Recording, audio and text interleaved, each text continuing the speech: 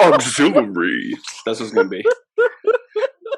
I couldn't tell if you were like We don't need dropping anything a else. beat or vomiting. That's the benefit of it.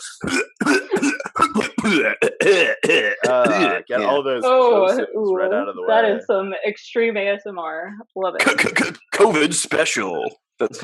I live here. You So guys sorry, get to just Kayla. deal with the Zoom call. I have to do this all day. She loves it. So, hi everyone. We're the Auxiliary. We're an improv group from Alexandria, Virginia. If you're one of our local fans, you've probably seen us perform live at the Lyceum Theater.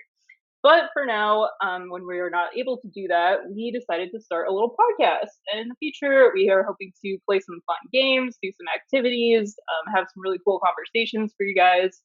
But just to start, I thought it would be really interesting for us to give a little more background about the troupe. And for anyone who's curious or interested in starting their own group, I think we would have some really good and sage wisdom to offer. So, Yeah, with that being said, we don't want competition. Exactly. Yeah, And if you want to start your own improv troupe, don't. Or start it in another town. Yeah, I guess it depends on if you're within a 10-mile radius of our zip code. You have to be far away. But just to start out, I thought we could go around and just say a little bit about yourself, introduce yourself to our loyal listeners that we already have, even though this is episode 1, and just talk a little bit about what got you into improv. So, Dan, do you want to go first? Sure. My name is Dan. I'm always bad at coming up with things about myself, so that's something about me right there. What's your favorite color? My favorite color is blue, as you can see by my shirt, my hoodie, and my sweet gamer headphones. What are you, a baby boy? I mean, pretty much. At one point. I can take myself to the bathroom, so. Wow. Hey, that's exciting. Yeah. I got into improv. I don't know. I always wanted to do improv, but I was always very scared of it. And then I just did it. And I had this long, dark night of the soul back about 10 years ago. And I was like, I should just do more things that I want to do. And one of those things was improv. And so in the middle of the night, I signed up for an improv class. And took the improv class. That's when most improv-based decisions are made. In the middle. It was a dark and stormy night. Dan was on the internet looking for improv classes in Alexandria, Virginia. In a moment of desperation, not knowing what to do next, I decided improv. Improv. Yes. Yeah, and why not? Why not? Okay, great. How about Kayla? Do you want to go into your backstory? Yeah, so hi, I'm Kayla. I'm a Capricorn, and my favorite color is also blue. I'm unfortunately not. Baby boy? I'm not a baby boy. I'm a human woman who's fully adult. And congrats, I made it. It's on a lot of Tinder profiles too. I'm a human adult, fully adult. Human woman, fully adult. And my improv background, I did a lot of theater in high school. And then, when I moved to college, I was like, I want to keep doing theater, but I don't have time. And that seems like a lot of work. And those kids are all very invested in it. Cause the theater department was mostly drama majors, as would be expected, but there wasn't a lot of room for kind of non-drama majors to be performing. But my college, University of Washington, had a improv team that was like one half computer engineers and then one half every other major. So I went out for that and got in, obviously, or this would be a really sad story, and have been doing improv ever since. So yeah, that's how I got my start. Very nice. Yeah, I'm Kyle. And I think that it just is I'm sure that people who have seen this before have figured it out, but we are not the entire auxiliary. Are we mathematically half? Yeah, we are exactly we are. half. Yeah. There are 8 of us. And we didn't tell the others about this because we're slowly trying to squeeze them out of the group. We'll cut this part out when we make the podcast. Yeah, we'll fix it in post. Yeah. No, go out with all our secrets then. No, we're just we're doing this podcast today as the four of us, just because we have unique insight into some of the specific things that we're talking about today, topic wise. But that's not your improv background. No, but I just wanted to make sure. Yeah, we're getting into that later, but yeah. Oh, okay. So Genevieve's got a plan. I do. An outline. What got me into improv was the women. Yeah, it's a very female-heavy art form. Yeah, right? So many women. Women dominated, basically. Yeah, no, what did get me in improv? I don't know. When I was a teenager, I really loved Whose Line Is It Anyway? Like everybody. I started an improv club in high school because we didn't have one, and I was in theater, but I hated learning lines. And I didn't like that we were just constantly doing like bummers. Like we did like The Crucible and Flowers for Algernon, which is a very high school theater kid thing to do. Yeah, you're like, what's the saddest play? The other thing that my other high school did was we wrote our own play, and boy, was it profound. No, but the funny story there is that I was in improv in high school, and then Kayla and we are married. I know. Wow, braggy. We actually went to the same college, and I also tried out for the Improv Troupe, and I didn't make it in. So that just goes to show. Never stop trying. Or maybe I definitely should have stopped trying. No, because you didn't get in the year before I auditioned, and it was mostly because of your age. Like they tend to try to cast people for multiple years. Yeah, I auditioned in my senior year, and then I told them outright that I wouldn't be able to go to half the rehearsals. Yeah, you really strong sold yourself, man. You really blasted in there. They rehearsed twice a week, and I had a church commitment for one day. That's a lot. Yeah, and so they were really. Was it Wednesdays and Thursdays?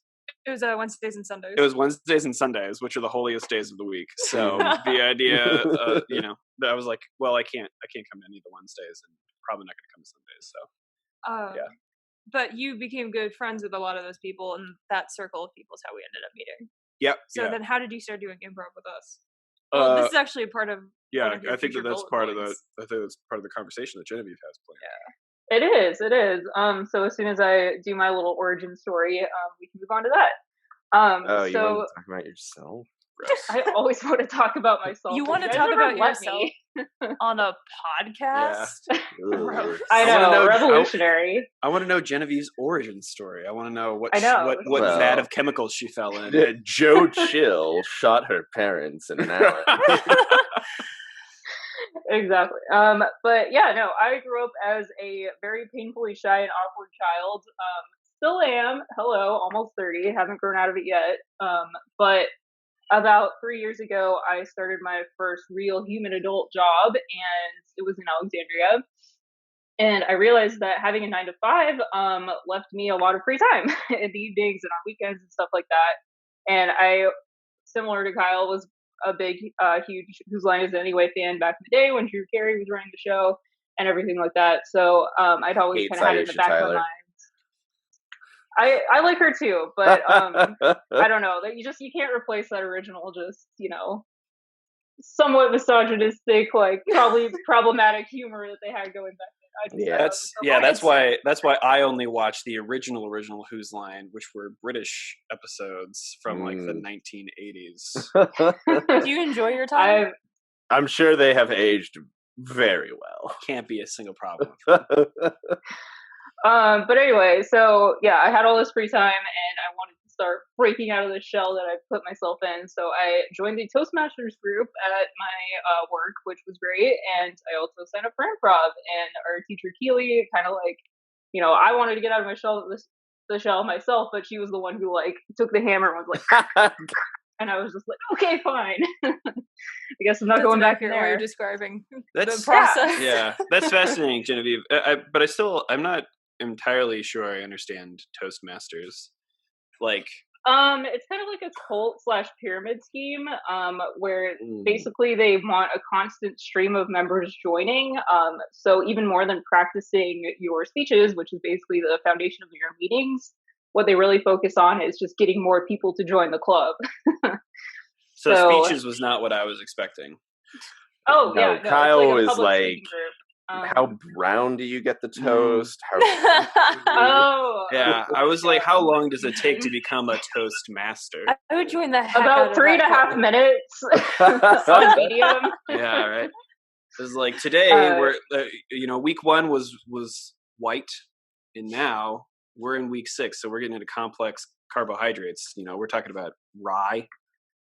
Now that everybody's making bread at home, these skills are going to be hugely remarkable. So tune in for my toast making workshops. Do you have a sourdough starter? Not yet, but it's coming. I feel it. I'm gonna start a similar group called Pasta Masters. Ooh, now that I would watch. Kyle's Italian Kitchen. That's make that YouTube intro video. I dare you. Welcome. No, not right now. Oh, no. Nope. I am Italian. I am half Italian. I'm allowed to be somewhat insensitive. So it works. So anyway, bringing back, reeling it in. So we all started doing improv, and somehow we all ended up in this group together. But before that, Kayla, I thought you might be the best person to tell us about this one. I don't know if Kyle was in this from the beginning, but basically, how did the auxiliary start? He was, but I'm going to tell the story. Okay, fair enough. No, so I moved out here in 2015. I moved out here from Seattle to get married to this dude. And since got him. You caught it. You did it. Caught you like the COVID. We are not going to try to. This is why we have a warm up before most of our shows, so we can get these out. So I moved out here, and in the interim between moving out here and getting married and all sorts of stuff, I was like, I really want to do something that I can develop kind of my own circle of friends. Like, I wanted to meet people. I was like, I'll just sign up for an improv class at our local community theater. And I signed up for level 1 and I guess I'll also bring this up later too, but I was like, I know that I know what I'm doing when it comes to improv because I've been doing it for many years at that point, but it's always good to take a refresher course and it'll be what it's going to be. So I signed up, and that's where I met a couple other members of the troupe. I guess out of the originals, it's just myself and Patrick left, and then you. Yeah, of the original troupe members, but from your original class, yeah. I wasn't in the class. Correct. So that's where I met a bunch of the original troupe members, and we were having a really good time in classes, kind of realizing that we meshed really well together, and we wanted to kind of keep doing improv more with each other. And then because we only had one car at the time, Kyle would come pick me up, and then classes ended at like 10 p.m. And Kyle would come pick me up, and we would just stand outside the car talking until like 11, getting really uncomfortable about the amount of noise we were making in the neighborhood. And that's when they all decided that they liked Kyle more than me. That's not true. No, but they all were like, oh no, this dude, he should stick around. And so then after about a year of classes, we were all trying to kind of figure out what's next. We'd gone through the community theater's curriculum. And there wasn't necessarily more performance opportunity for us or more regular performance opportunity for us.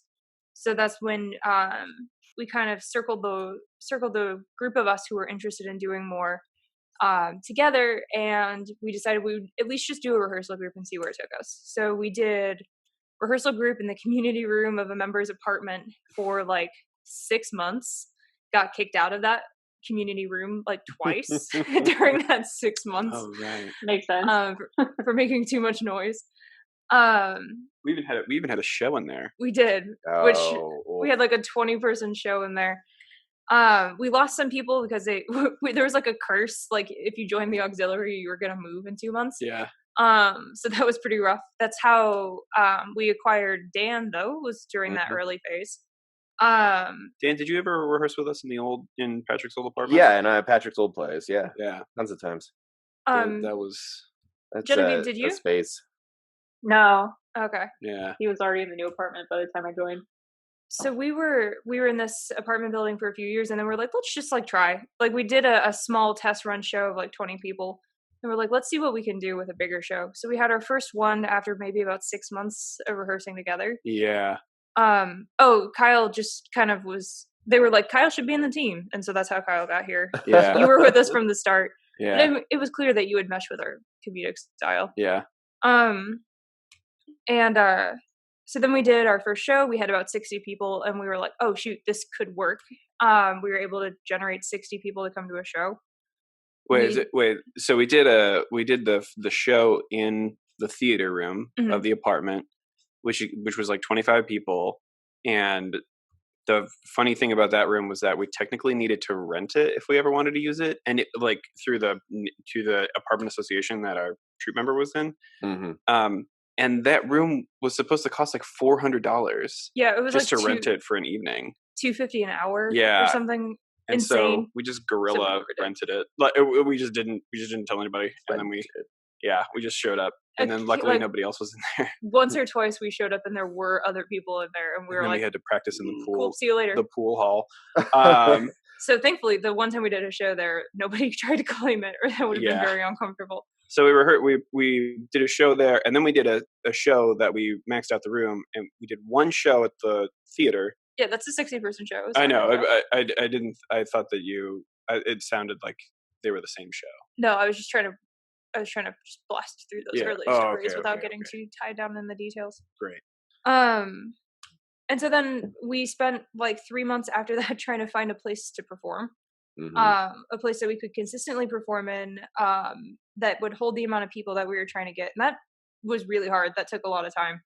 And obviously probably would have been the biggest pitfall that we would have run into had we not found the space that we ultimately did. Because we tried like local community centers and stuff. And there's even a community center here that has a stage and working lights. The cheapest rate we could find, it was going to be like at least $700 to perform.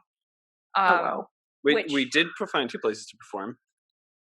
There was the condo association that hired us to perform in their pool house, which was a surprisingly successful show. It worked out really well. And then there were like 3 shows maybe at a gelato cafe. Yeah. And gelato. Yeah. Yeah, I guess, Genevieve, you weren't at any of those. I wasn't at any of those either. You weren't at the gelato shows either? No. Oh, guys. The gelato shows. The gelato era. Can I get a flavor of gelato? Yeah, awkward silence.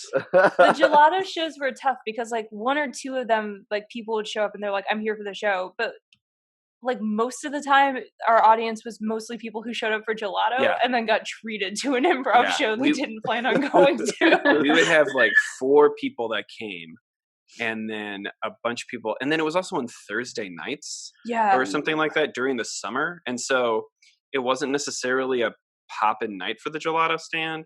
For the gelato, it was a large space, and then we performed in front of an aquarium. And I remember one time we were performing, and this woman and there was like 8 people with her, and that we were in like this main area, and then there was like this kind of almost roped off area next to it that was like some couches that we weren't performing directly in front of, but she was having a birthday party, and I don't remember what happened, but I think it was something like she shouted at, like we ended up getting a suggestion from her or someone. No, she was voluntold to be interviewed for Day in the Life.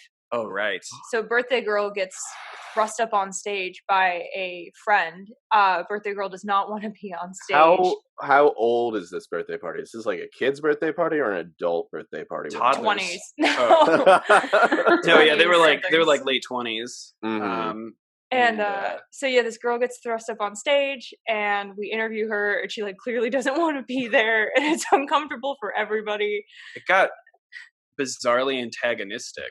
Yeah. Like it was strange. Like I don't remember what happened, but at one point, like one of them yelled something at us, and we were like, "Shut up!" Like it was. Oh my god! Like it was. They were like, "We didn't come here to see an improv show," and we're like, "Well, they wrote it on the marquee, so I don't know what to tell you." Like, yeah, no excuses. You can read, right? Yeah. Well, we didn't come here to see a birthday party. So. Yeah, it was awkward. So once we just troupe came from like humble beginnings, is kind of what you're saying, and now it's developed over time into something a little bit more professional, almost. Yeah, we ended up finding a pretty good space to do performances in. We were able to, the Lyceum in Alexandria, we're able to get rent down to a price that we could afford. And now we can do shows once a month to once every 6 weeks, depending on things like scheduling.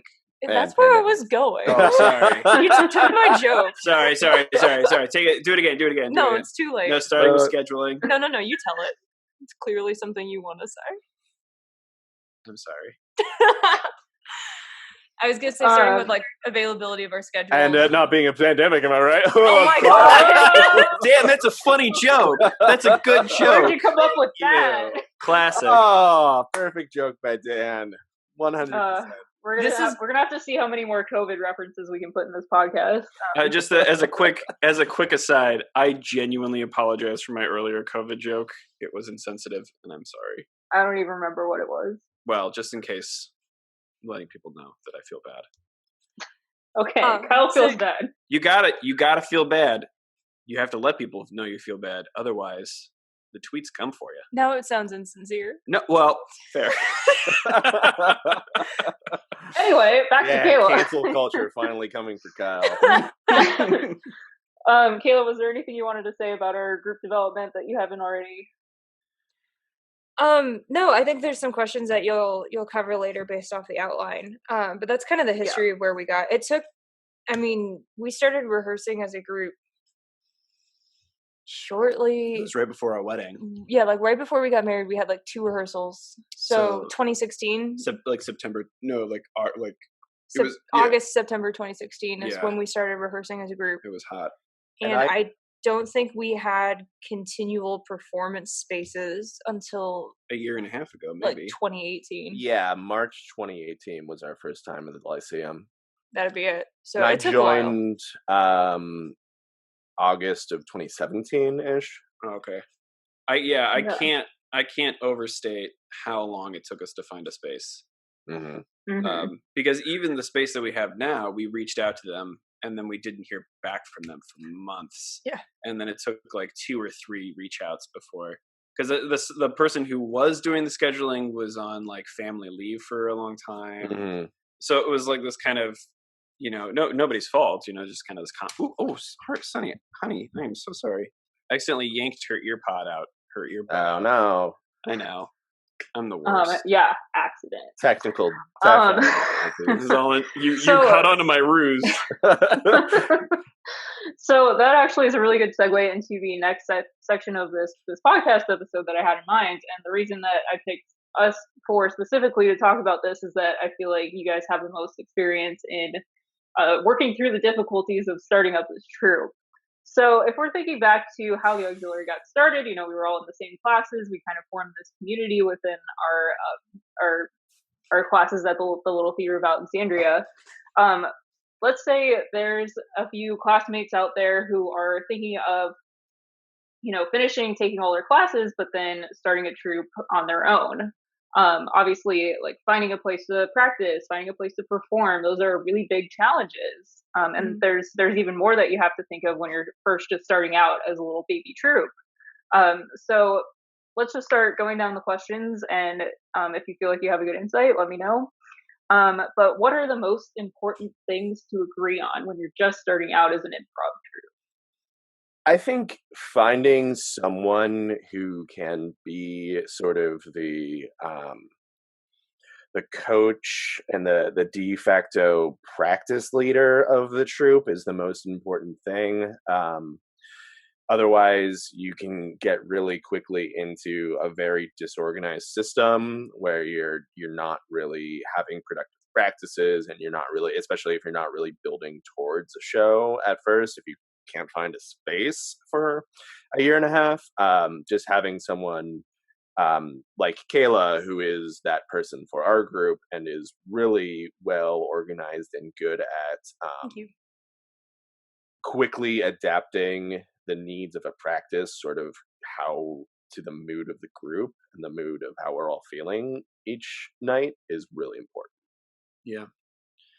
I think I think there's like two really quick things. You need to agree on a schedule. Because if you can't, it's like anything else. If you're not regular with it, then it'll fall apart. So if you're not, I mean, we had schedule on Monday nights for the longest time.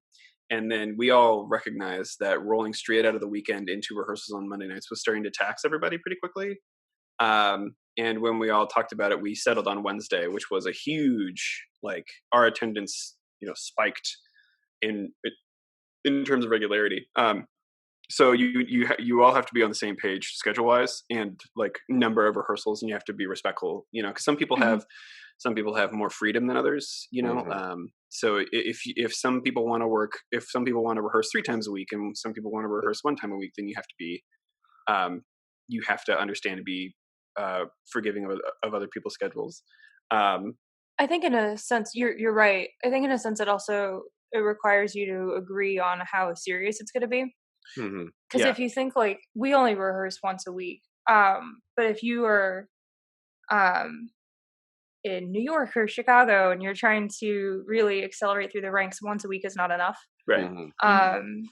And so you've kind of got to determine the scope of what you want to do. You should start small, but if one person's like, this is going to be everything and we're going to rehearse 3 times a week and we're going to perform and we're going to get this following, and then another person's like, this is how I'm going to distract myself from my family, then like you're going to be at a bit of a mismatch as far as availability and willingness to make space.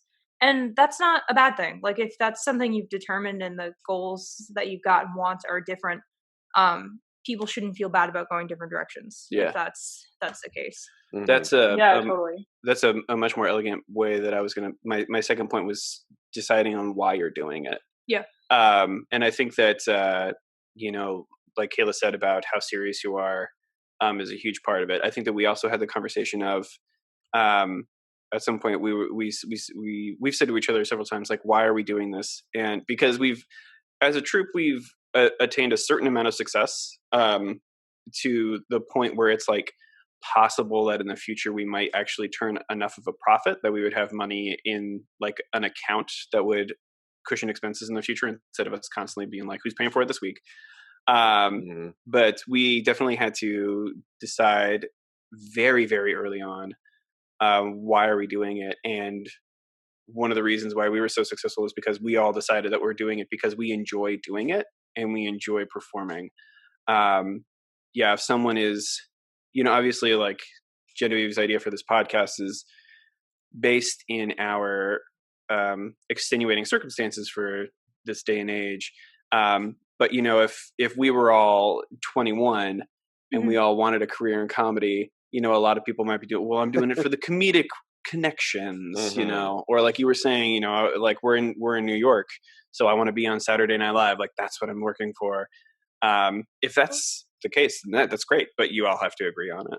I think that's it's interesting because if I think back to a lot of my college teammates that I worked with, a lot of them now live and work in LA and are trying to pursue careers in comedy or writing or filmmaking. And for them, when they talk about meeting people in classes, they get together and just do rehearsal groups. Like those groups never perform. They just get together and try to work on each other's craft. Yeah. I think it's also different partially because of our geography. We've got different wants and desires not being in one of those 3 main cities. And different access to resources too. But and I'm sure that the thoughts on geography will come up later in the conversation too, because there's some pretty unique stuff about where we are. Yeah, totally. I mean, we can talk about that now if you want. We can segue into that. But yeah, I think it is a good point to say that we don't make money. Like we're not personally getting paid for doing this. We have been in the red. It's the opposite. For a while. I mean, sorry. What it was, just to qualify what I was saying is earlier. to make it sound like we're suddenly flush with cash. If we had made the decision of we want to be a money making troupe, then we would have half of our time would be rehearsing, and we would have to put as much time into budget management, advertising, booking, and all that kind of stuff. So it's just very different. Yeah, we're completely volunteer run. Like everything we do is out of our own pockets, out of our own time. And we're all, just like Genevieve was saying and Kyle said before, this is none of ours full-time job.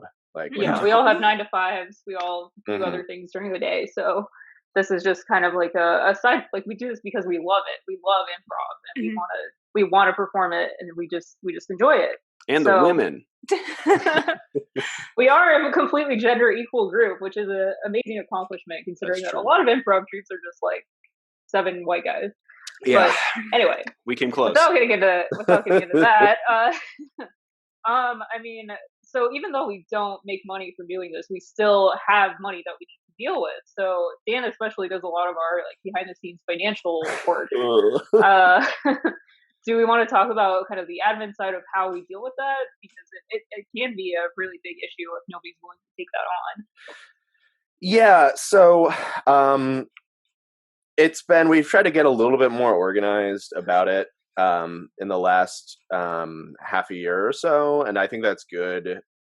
When you're starting out, my advice would just be to be as organized as you can be about it. Know how to create and use a ledger. And if people, and again, it's about expectations. So if people are expecting to get reimbursed for stuff that they buy outside of the group, but for the group, then they have to, write that down. And especially in improv and in the sort of shows we do where we're not working with the central theater, we're handling a lot of cash. There just has to be a lot of trust involved. I have a good amount of cash from the group just in my home, and everyone else has to trust that I'm not, pulling out of the piggy bank to buy. Is that how you afforded that pretty red handbag behind you? Exactly. Or that oddly shaped baseball bat. That's a ski. Oh, okay. But yeah, you can only afford one ski. We're not that good of a group yet. Yeah, we're not doing that good. Another show, and I'll have the full set. I think that's good advice. I think too, just to add on to what you're saying, and kind of in tandem with being in agreement as a troupe, our early stuff, like we all had to have a conversation and be like, how much are we all going to commit? How much are we all going to put in? Because you won't make enough money to cover costs. I mean, if you can perform in a space for free, do it. Yeah. But like if you can't, we all had to decide. It was like we're each putting in $20. Like this show, we were all putting in $20. And then when we had a higher rent space cost, when we were trying to buy snacks and stuff, it was like $30 a person. Yeah. And I think that there can be flexibility, and I think trust is a really big part of that. Like if somebody's like, I really don't have that, and you want them to be around, you figure it out. But I think it has to be part of it is like, if you want a space to perform, you're going to have to figure out how to pay for it. And unfortunately, that means starting by people having to financially commit. Yeah. And, like you said, with flexibility, if it's most likely, because again, it's very unlikely that everybody will be like, we're going to be full-time improvisers. But there's probably people in your troupe that can afford a little more and people who can afford a little less. And, if that's the case, there's a lot of, as they say on CNBC, there's a lot of sweat equity that goes in, or swequity. Hashtag swequity. Hashtag swequity. But yeah, I mean, if you, don't let the idea of like, well, I don't have $50 to spare keep you from joining it, starting an improv troupe. If you can, run flyers, if you can design stuff, we have tons of jobs that we've split up amongst us based on ability and time. Time. But yeah. Yeah, I mean, let's talk about that for a little bit, because we're in the unique position of having, I believe, 5 professional graphic designers in one group. How many? Which came in amazingly handy. So who are they all? Who, if it's not directly a graphic designer, people who work in the realm of graphic design is you and me. Yeah. And Dan. Yeah. And Patrick. And then some of the other members definitely have experience with it. Yeah. Yeah, right? Kelly and Kelly. That's who I was forgetting. Some reason Genevieve does our flyers. Yeah, but our one graphic designer doesn't. our one non-graphic designer designs all of our flyers. Well, that's funny because the thing is that of all the graphic designers, none of us wanted to do it after work. Yeah, nobody wants to get home and be like, let me boot up InDesign. And so exactly. If you're like a barista, you don't want to come home at the end of the day and make another drink, So yeah. I get we all established brand guidelines together, but now Genevieve kind of handles the creation of those documents. Well, now. And they're really good. That's true. They're okay. Let's not get too excited. I use Canva for everything, and I do not have a pro account or anything. So I mean, they're good though. Like, I mean, yeah, they're fine. I've seen a lot of people make a lot of flyers that are way worse than the ones you do. Okay, not the worst. The most shining review. You're not the worst doctor. I've seen some who have killed a lot of people, but I was only sick with it for a month with you. I know about things like your stuff. White space and yeah. Like I have eyes and a brain. I can figure it out. It's not rocket science, but I mean, there's a lot of intricacies that I'm not. This is not me commenting on your work at all, Genevieve, but it's so funny to hear as one of the, and like a lot of us are like part graphic designer, part something else, but me and Patrick were like the two full-time graphic designers.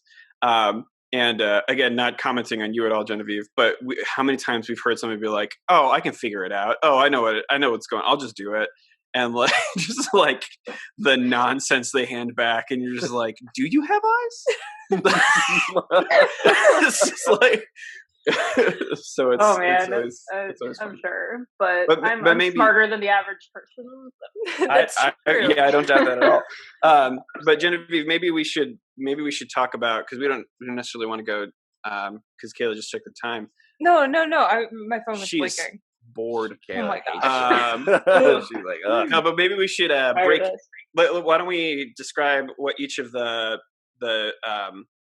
responsibilities are? Yeah, I was actually gonna. I was gonna segue into that next, because you said you had a little something to say about our branding, and like basically because kind of at the start of the year we kind of really pulled this together, and we have like a motif now, I guess, or whatever graphical designer terms that you have. Where we use like orange and black for a lot of our colors, and we have this penguin now. So what else do we have for our like cohesive team branding that you want to talk about? Well, yeah, I mean, we could talk about so let's go real quick. So we broke up the responsibilities of the troupe into specific areas of interest. Somehow they all ended up being called masters. Yeah, I think because we had a snack master, and then everything just kind of flowed from there. So Patrick is snack master. Kelly is like the Lyceum coordination master. Yeah, I think booking master. Booking master. We have two new members, Aaron and Monica. I don't know if we made them masters of anything yet. No, they're apprentices. They gotta earn their keep for a while. Monica's supposed to be our note taker. Where is she? Yeah, what the heck? She's our secretary. Somebody get her on the horn. And then Dan, you're our financial cash master. Yeah. And Kayla, you're something. I think I'm loosely supposed to come up with Facebook content, so I got dimmed to the social master, but creative, running rehearsals. Yeah, you're like the director master. You're the master. And then I'm flyer master for reasons. And then Dan, Dan's cash master. Yeah, and then I'm the brand master. And Patrick's backup to flyer master and heavy for Kayla. That's right. That's right. He's the influence. When I don't feel like telling people they need to come to rehearsal, I tell Patrick to do it. He's the big stick to Kayla's Teddy Roosevelt. Kayla speaks softly. Yeah, exactly. That's true. I do speak softly. Yeah. Yeah, no. So one of the things that we did earlier this year was by splitting up, because we had a lot of like Dan was doing specific ads, and then I was doing Facebook stuff. And then Genevieve was doing posters, and then sometimes other people would do posters. And every time we would do snacks, people would, well, I'm grabbing this and I'm grabbing this, and then we kind of suddenly realized that everybody got Oreos. Yeah, like everybody got Patrick, Oreos. Snackmaster. Yeah. Or like Kayla and I would bring like a bunch of food, and then somebody would bring also a bunch of food, and we had way too much food, and then we were all like, well, we all brought too much food, and then the next show we'd have like a pack of Oreos and like 6 cans of LaCroix, and we were like, oh, whoops. Yeah, so it made more sense to just consolidate that all into one person, and now he, I think, does online delivery and just gets a whole bunch of stuff delivered and then brings it to the show. It's way easier. So highly recommend it. If you're going to offer refreshments at your show, which you don't necessarily have to, but I mean, it's just like a nice courtesy thing we do. Value added. Yeah. We should also say that we used to offer beer, and then we stopped because we were scared. We were scared of the law. Yeah, we didn't want to, because a lot of other like class performances and stuff, like if you've been enrolled in a community theater, they'll serve something, but those are venues that have licenses. Liquor licenses, yeah. They are just serving frequently for their own shows. And so we just followed the same setup, and then we were kind of like, oh no, if we get in trouble for this, we're gonna get in trouble for this. That was one of my favorite.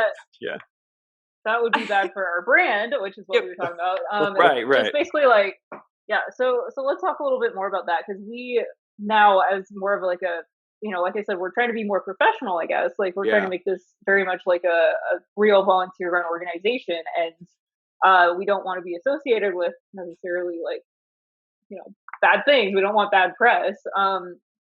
So what kind of image are we trying to project? Like what are we trying to do with this penguin and everything? I'm trying to project. Oh, no. Yeah. Oh, look, there's that baby boy. I hate it. I hate it so much. Yeah.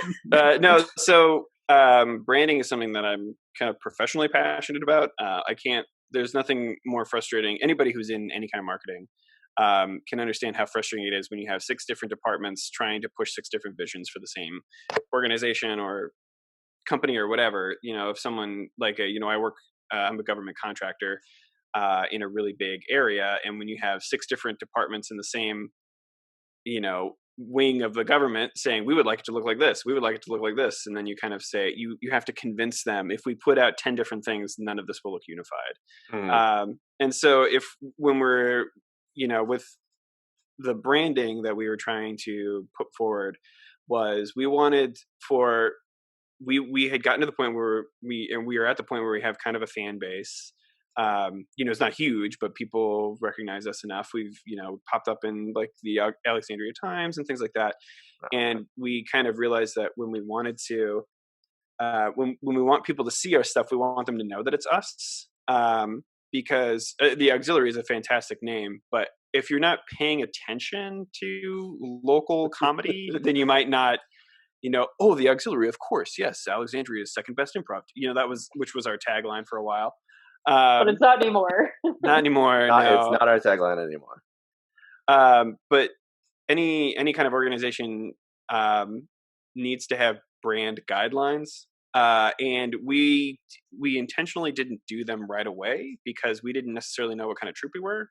And then also Kayla, my lovely wife and our creative director, has a superstition about as soon as you create a t-shirt, your troupe will disband. So, and what did we just do anyway? Yeah, we made a t-shirt, and then there was a plane. Yeah, so, sorry about that. I'm wrong. T-shirts, sorry, Planet Earth. Our bad. The t-shirts.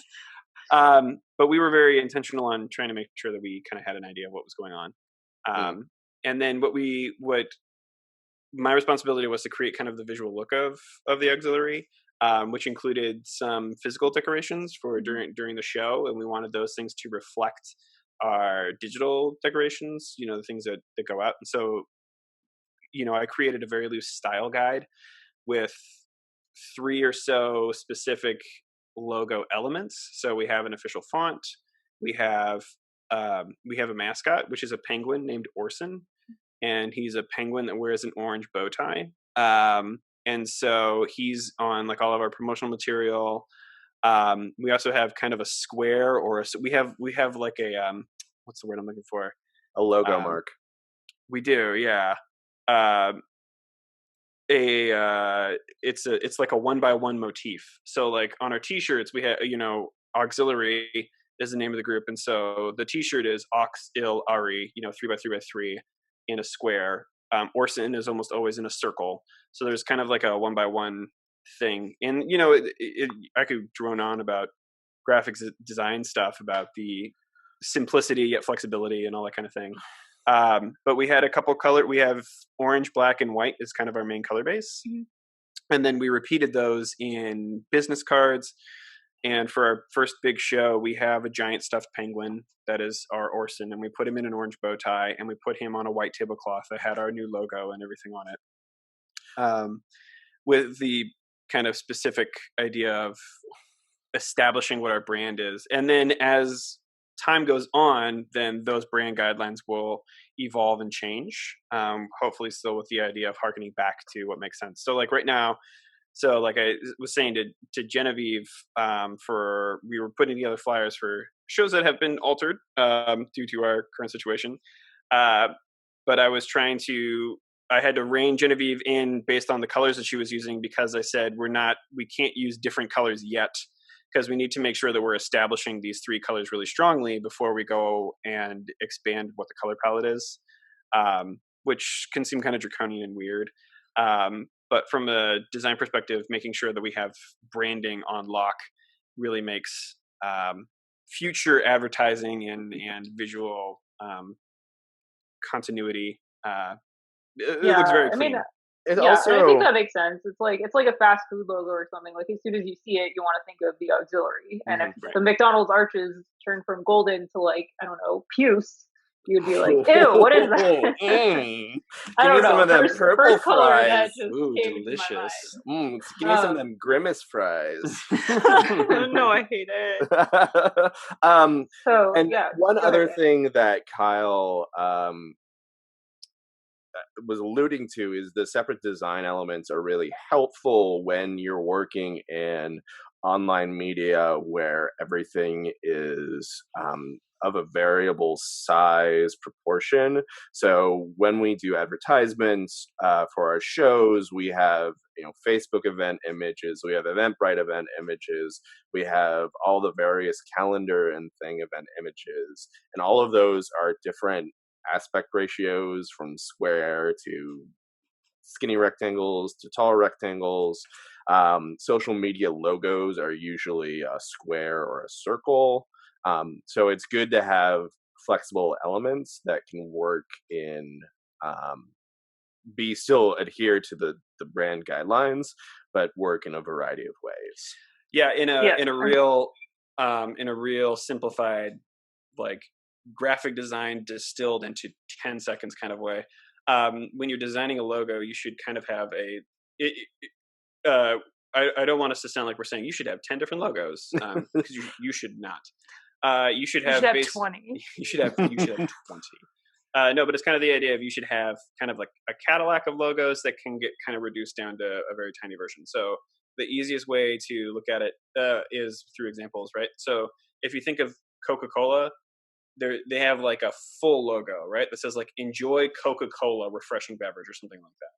Then a one-step reduction just says Coca-Cola, and then a one-step reduction just says Coke.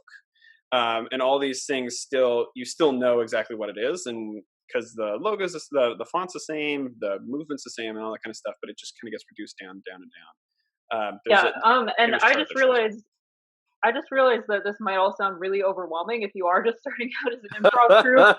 And I wanted to make it clear that you do not need all of this from the get-go. We clearly did not have all of this. You need at least from the start. 3 graphic designers in your intro. If you don't have a logo, then you can't be a team. That's right. But yeah, like, work with what you have. Like, I use like online templates to make my flyers, and it works fine. Mm-hmm. Like, you don't have to be a professional. You don't have to have 5 graphic designers to support you or to come up with brand guidelines. Like, you'll figure it out. If you're just starting out, just focus on the improv and work your way from there. Which I know we're running out of time. Sorry, go ahead. No, just if you're doing marketing, you should just come up with, especially in your early days, you should come up with something that stays the same. Even if that is, for example, if you're advertising the same show across 6 different areas, make sure that you have the same one-line stinger of what is the description. Don't have each of your different troupe members create a different advertising element for the same thing. You just need that kind of consistency, and that's easy to get. Yeah, and that's where it comes back to, assigning one person to do all that stuff is probably the best idea, because if you have too many cooks, It's way easier for that one person to copy and paste the same show text in like 5 different calendars than it is for like 5 different people to write their own text and do it. Yeah. Yeah, exactly. So I know we need to wrap up here, but for my last question, and honestly, this could probably be a podcast in itself, but the overarching theme of it is, what can we do to continue improving as improvisers, given that we're not necessarily taking classes anymore and we're fully focused on this troupe now, and we have all this great infrastructure, we're becoming really professional as a group, but obviously if we don't have the content to back it up, then there's no point in doing all this. So how do we keep getting better and better as a troupe and as individuals in this art form?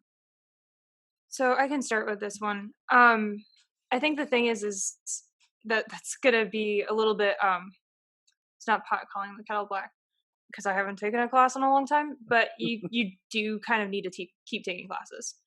And that's easier said than done, and it's not something you always have to do, but it is still really good to continue to open up your improv to teachers, open it up to different performers, opening it up to different learning environments, and trying to make sure that you're not resting on your own laurels, that you're not allowing yourself to get comfortable because, like, oh, I made it through the class and I graduated, I don't need it anymore. Like I said, like, I'd done improv for like 5 years by the point that I moved here, and I still signed up for a level 1. Maybe I started with a level 2, I can't remember, but I started out in a really early class, and it was basic and it was rudimentary, and yet there were things that, like, I remember in one of the classes, the teacher called me out and she's like, "Why were you afraid to go there?" And I was like, "I don't know." Let's talk about that. And so being able to go back to your basics is really important.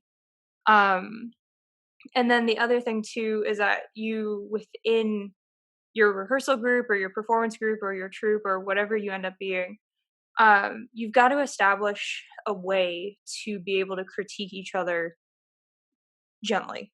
So obviously you don't want to turn it into a full out gauntlet. And every troupe's personality is going to be different. But I think something, like, by way of example to describe what I mean, within our rehearsals, I think I probably provide about 50% of the critique, up to 75 on some nights, and then other nights I deliberately don't. Wait, and that's yeah. There are definitely times in which I'm like, I'm not saying anything. Nothing will fix that. That's hot garbage. Yeah, beyond hope. It was so bad. And that definitely changes too. Like at the start, I was probably providing 100% of the commentary. But the more we've rehearsed together and we've developed comfort together, the less I've done that. So establishing who's going to be that person in your team, and if you are going to move into doing that, you really should read up. The Upright Citizens Brigade, like, improv manual, that name is escaping me, it does have stuff about this. So if that's the position you're going to take on, I mean, you should already read it anyway, but you should definitely go and reread it, especially with an eye as to how to be a coach or a leader. It's upstairs. I'll go grab it so it can. Okay, up. sure. Yeah. And this is gonna be great for the audio podcast. We'll describe it. But yeah, it definitely it's something that it takes skill and it takes practice. And you should go into it as gently as you can, because when you're in those rehearsal spaces, you get a chance to have people who really know your improv give you critique, which is good, because, like, you can have somebody be like, you always play normal people, or you always lean towards funny voices, or you always stand like this physically, because they've gotten to know you. And this is the book. the Comedy Improvisation Manual from Upright Citizens Brigade. It's some sort of square or rectangle that Kyle is holding up. I'm doing this for the audio podcast, Kyle. Oh yeah, that's so great. a brownish color. Some sort of lifts on it in gold. I can't quite decipher them, but you guys nailed it. Yeah. It's like I'm holding it. Yeah. You should if you're gonna go off on your own and have your own team, regardless of whether you're a leader or not, this book is really useful. But particularly, especially, sorry to interrupt, but I just want to say, especially if you don't have a Kayla, if you don't have somebody who's been doing improv for so many years and has insight into it, at least have somebody who's going to dedicate themselves to being better at the craft and can pass that advice on to everybody else.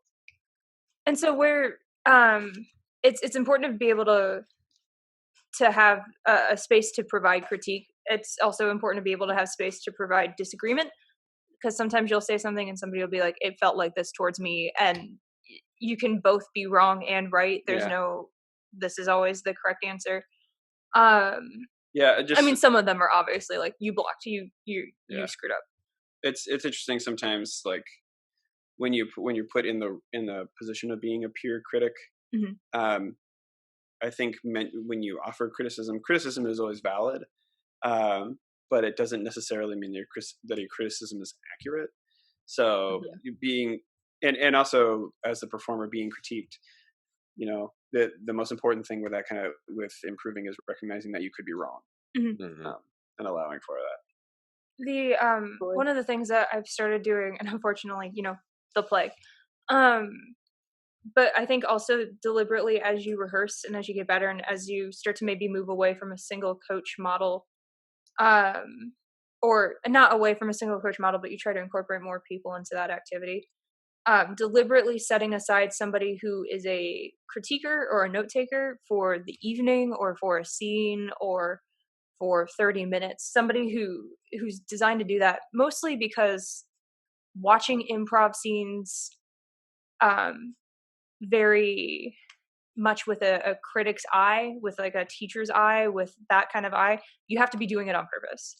It's really easy when you're in improv class to just enjoy if something's funny or not, and you're so scared about your own performance and you're so insecure and intimidated that you just start watching for humor and also to determine whether or not you should even be there.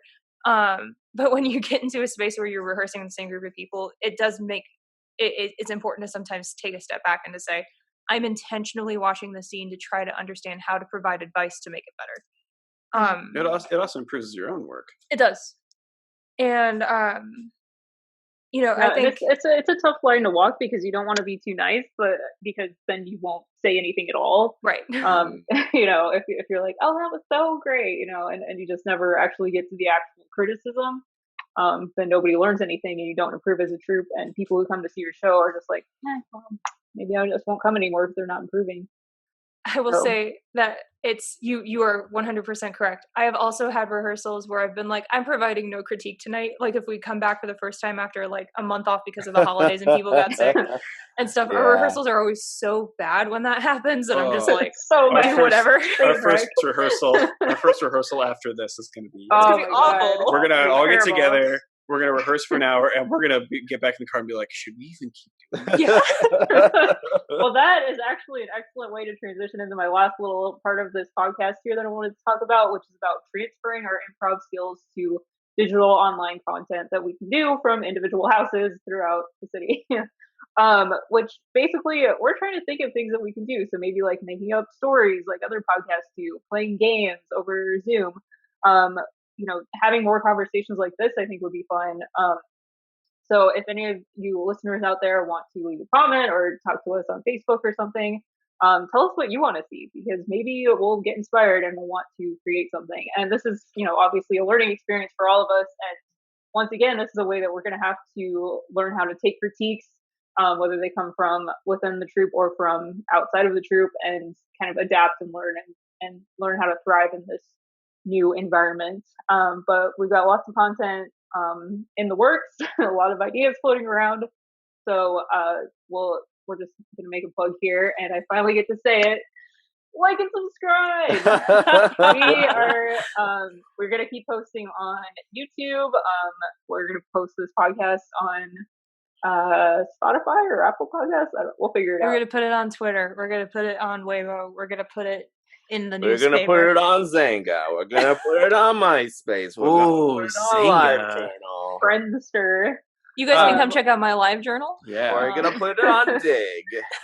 We're gonna print out a transcript and just pass it out as a flyer. Pass it out on the street. Genevieve, can I before we wrap up totally, I just want to mention something that Kayla was talking about when it comes to improving your improv. Yeah, please.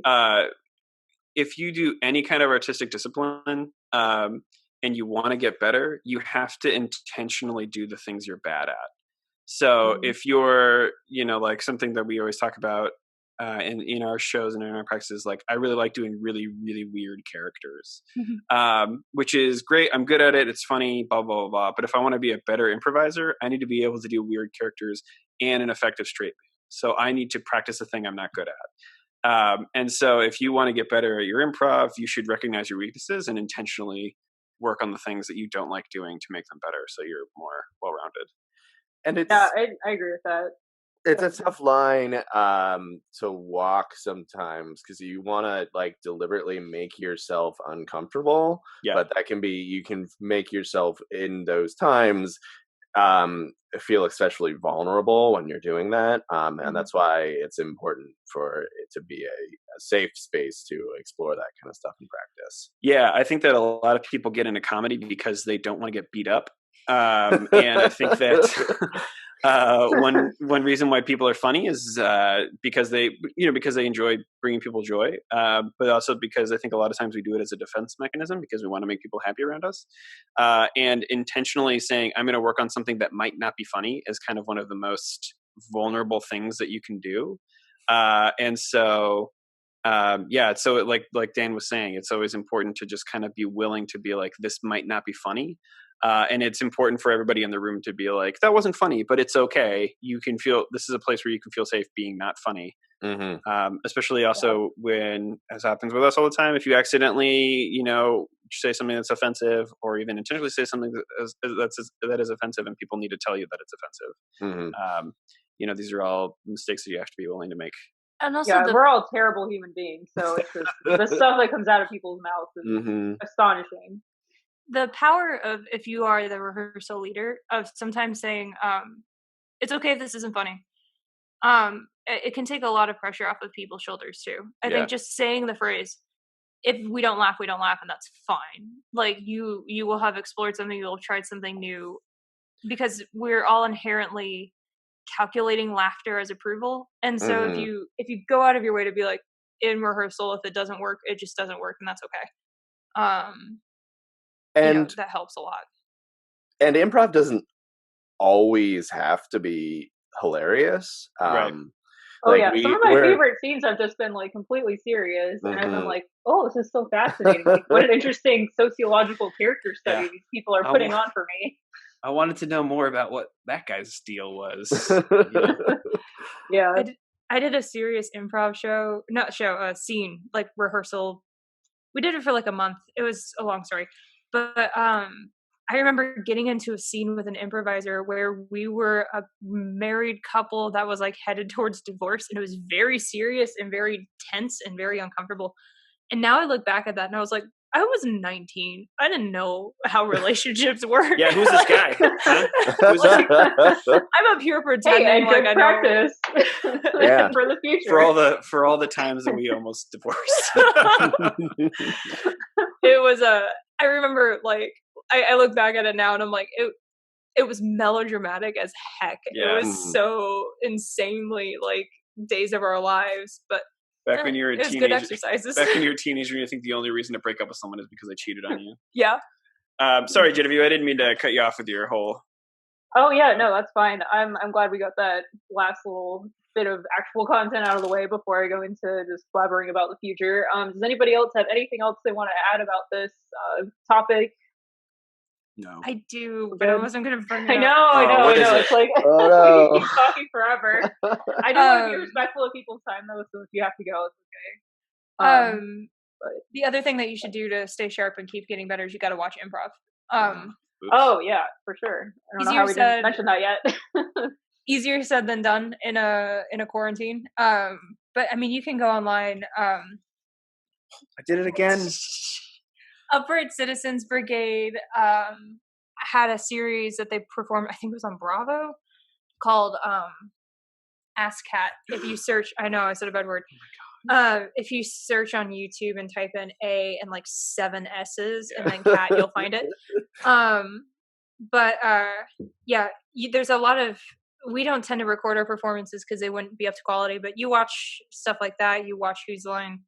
And again, you sit down and watch it and say, I'm going to watch this with a critical eye, and you can learn a lot. Oh yeah, and if you watch like, I've done this a few times, where you watch like amateur improv basically on YouTube of just, phone recordings of people at their first ever show. It's fascinating. Because you can really see what mistakes they're making, and you're like, oh yeah, I remember when I used to do that, or hey, I still kind of do that. I should learn from this. Well, and then every once in a while you see somebody do something really great, and you're like, I don't know if they know, but that was excellent. Yeah, that like idiot savant just kind of comes out, and they like have no idea why it's funny, but oh no! Oh. No. I mean, I'm saying that I was terrible at improv for about a year when I first started. Jury's still out on whether I'm getting any better, but I've definitely gotten more experience at this point. But yeah, with that, I think we should probably wrap it up. We've all got other digital activities to get to, and I personally want to go do another Jane Fonda workout in my living room. So nice. That's my evening plan. But yeah, like I said, we got lots more content coming in the future. So please actually do like and subscribe and turn on the notifications and everything so that you can see when our next video podcast comes out. Button. The bell. Yeah, hit the hearts and the likes and the bells and do a comment and what are you doing? I don't know. The thing that the K-pop. Oh kids yeah, do. the finger heart. Little heart. Oh. But I'm not cute enough. They're all very cute. They're like. Chart, what was that? One more time. I feel like you're making fun of me. We would never make fun of each other. That's not what improv is all about. Yeah. Dead serious all the time. So yeah, that's everything I had on my outline to talk about. So I think we could call it there for a night, but we can keep going with this in the future if people are interested.